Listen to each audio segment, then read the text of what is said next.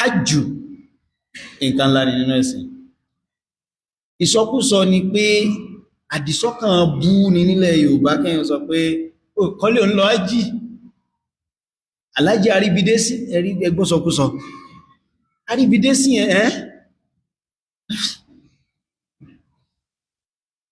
wọ́n sì tó sọ ẹ̀sìn Ọlọ́run ló kọ́lé wípé wọ́n tó ní alájì gbẹ́rẹ́ fún nìyẹn àbí wípé kìí ṣe Ọlọ́run ọba là ń ṣe ìbádà yẹn fún ṣáà ní dọ̀mọ́nù ká kọ́lé ká tó kírun ni rúkùnù min arkanil Islam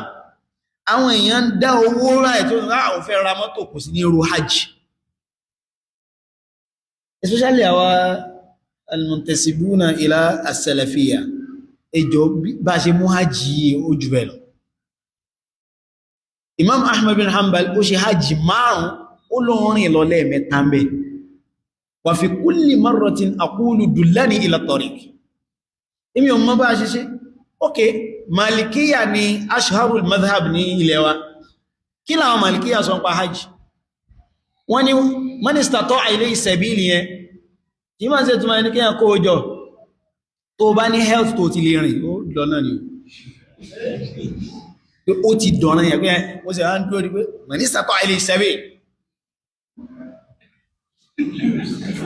ẹ̀kan rẹ̀rin ni jẹ́rítẹ́ sọ yìí tí wọ́n fi ń ṣèdájọ́ nìyẹn wọ́n ti mọ kàwọ́sẹ́ lẹ́ṣẹ̀ bẹ́yẹn pé afá olùlágbára tó báyìí ò tí lọ hajj ìwá wo sẹ́ǹsì táwọn wá gbé wọnú hajj nìsìn hajj bẹ̀rẹ̀ fún Yorùbá tó ti fún ló kọ́ kó lè bá ta ẹ̀yìn sàlájì àríbidé sí kí ni ìrọ́bù rẹ̀ kí ni ìrọ́bù àríbidé sí at the end of the day òun lójú fẹ́ dàbí tourism ẹwọ gbogbo ọ̀rán tí lọ hajj láyé àwọn onífi ṣeré bá ṣe lọ ń fi hajj ṣeré hajj ní ọ̀lọ̀ tẹ́rù mọ̀ báyàn ẹgbọ́n Ànábì ní man hajja lam yafsuk wa lam yarfuf raja'a ka yawmi waladatu ummu yóò dé gẹ́gẹ́ bí ijọ́ tí ìyá rẹ̀ bí sáyé ṣe mọ́ pàdé sí mi tún wáṣá Umar bin Khattab ní Ànábì sallallahu alaihi wasallam ma baynahu wa bayna Allah mukaffara in tó wà láàrin àtọ́lọ́run òun ní bí ma tó fi díjọ́ náà kò sí láàájì wọ́n ní Umar tún wá bèèrè pé wa kayfa ma baynahu wa bayna an-nas Ànábì tó ní Ọlọ́run tó gbéyàn náà a ní Umar ní kathura khairullah kathura khairullah kathura khairullah orí pọ̀ hatta ma baynahu wa bayna an-nas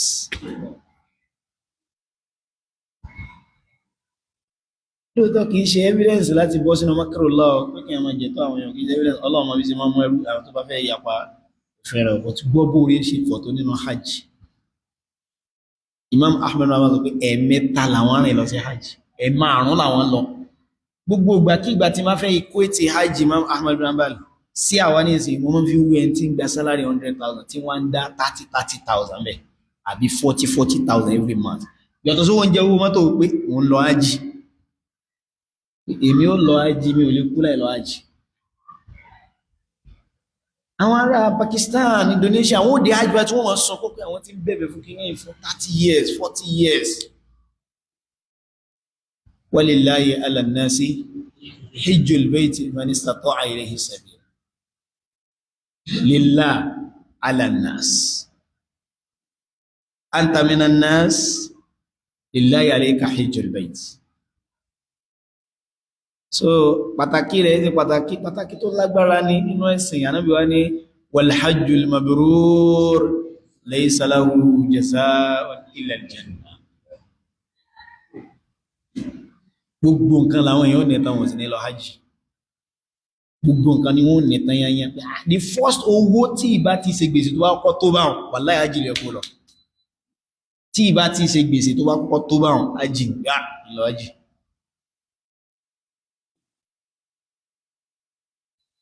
ní lọ́kànká ìdáwójọ gan ó yáta ló ní jáìsì ṣe kìníkan hajj savings èèyàn mélòó ti ẹ̀fẹ́ ṣe yóò ti rí bí pé hajj téèyàn bá lówó náà àwọn fíkẹ́ àwọn mọ̀láìpẹ́ ní a máa kà mọ́ ní wọn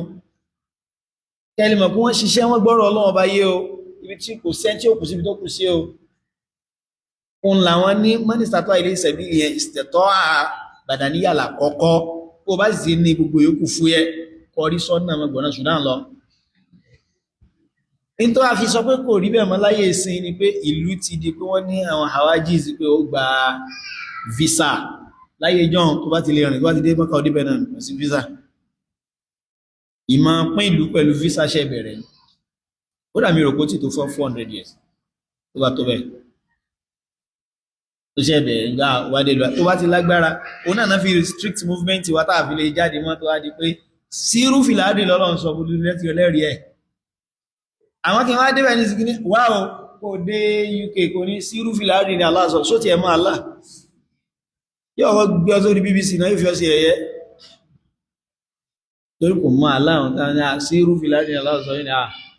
ẹ̀ wá sí wíwá wọ́n ìtàbí wọ́n ti ta kámẹ́rà kalẹ̀ ẹ̀rí sírú fìlàdì ó fẹ́ fọ̀rọ̀ Ọlọ́run bá sí ẹ̀rí ju àìrìngbà ní kò lẹ́rìí. So ìyẹn láàfin ní sọ pé òkè bóyá kí n rìn lọ torí pé ó gba visa